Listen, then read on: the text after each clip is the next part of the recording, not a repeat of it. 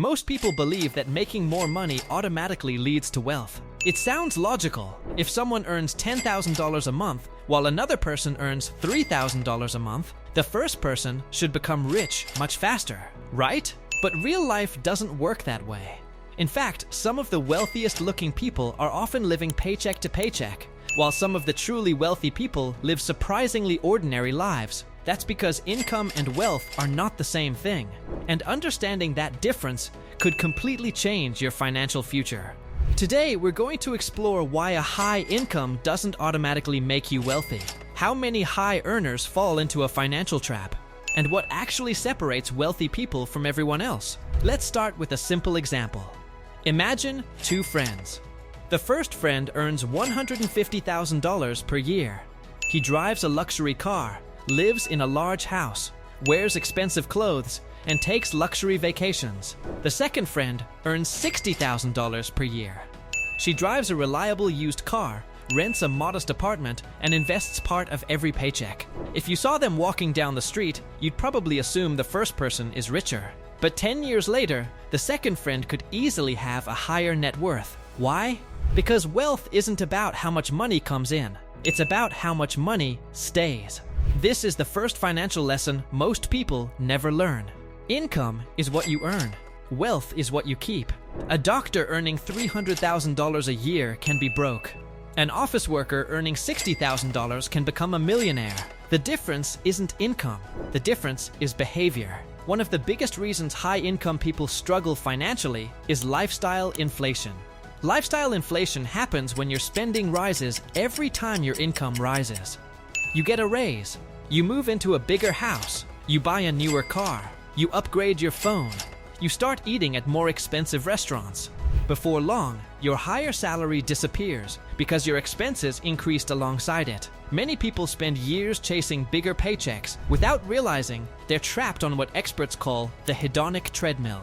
No matter how much more they earn, they never feel financially secure because their lifestyle expands to consume every dollar.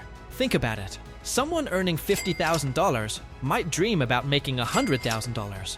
They believe that reaching six figures will solve all their financial problems. Then they finally reach that goal. For a few months, they feel successful. But soon, the bigger mortgage, larger car payment, and higher living expenses become normal. Suddenly, they feel exactly the same as before. Still stressed, still worried, still waiting for the next raise. The number changed. Their financial habits didn't. This is why many high earners live paycheck to paycheck. According to various financial surveys, significant numbers of six-figure earners still struggle with savings and debt despite earning well above average incomes. That's because earning more money doesn't automatically create discipline. In some cases, it simply allows people to make bigger financial mistakes. Another reason high income doesn't create wealth is debt. Debt is often marketed as a tool for achieving the good life. Want a luxury car? Finance it. Want a bigger house? Take out a larger mortgage. Want the newest gadgets? Use a credit card. Individually, each decision seems reasonable, but together, they create a financial burden that quietly drains future income. Many high-income professionals spend years working primarily to service debt. Their paycheck arrives. The mortgage takes a portion. The car payment takes another portion. Credit cards take more. Student loans take even more. By the time everything is paid, surprisingly little remains. On paper, they're earning a fortune. In reality, most of that money belongs to someone else. Meanwhile, wealthy people often focus on buying assets rather than liabilities. An asset puts money into your pocket. A liability takes money out. A rental property generating monthly income is an asset. A luxury car losing value every year is a liability.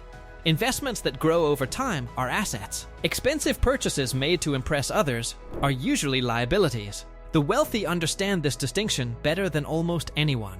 When many people receive extra money, they ask, "What can I buy?" Wealthy people often ask, "What can I own that will produce more money?" That simple shift in thinking creates enormous differences over time.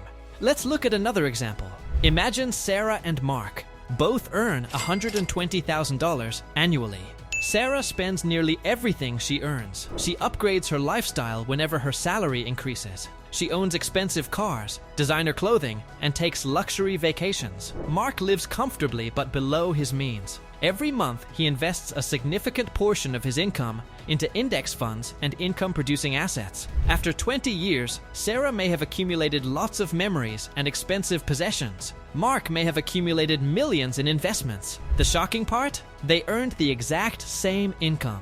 This highlights one of the most powerful financial forces in existence: compound growth. Most people underestimate how transformative compounding can be. Money that is invested begins generating returns. Those returns generate their own returns. Then, those returns generate even more returns. Over decades, small, consistent investments can become enormous fortunes. The problem is that compounding requires patience. And patience isn't very popular in a world obsessed with instant gratification.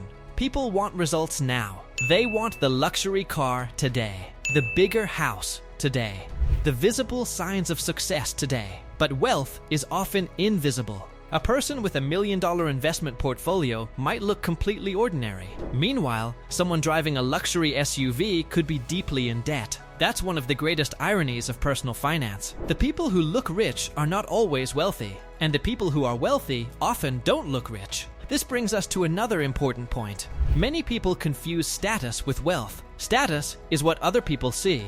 Wealth is what they don't see. Status is the expensive watch. Wealth is the investment account. Status is the luxury car. Wealth is financial freedom. Status is trying to appear successful. Wealth is actually being secure.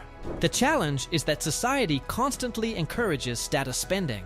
Social media makes this even worse. Every day, we're exposed to images of luxury vacations, expensive homes, designer brands, and seemingly perfect lifestyles.